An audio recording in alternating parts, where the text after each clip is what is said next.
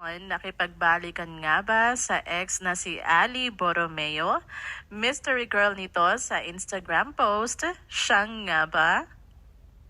Pagkatapos na mapabalita na hiwalay na si Casey Concepcion sa kanyang Swiss-Filipino boyfriend, may sumulpot namang chika na nakipagbalikan umano ang actress sa kanyang ex na si Ali Borromeo.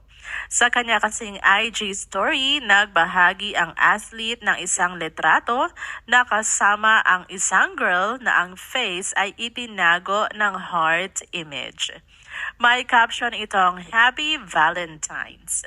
Hula tuloy ng mga netizens, ang girl ay walang iba kundi ang panganay ng megastar na si Casey.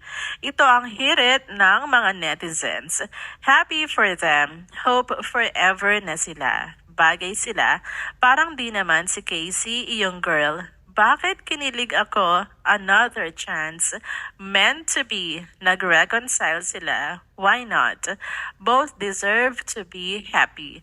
Good for Casey.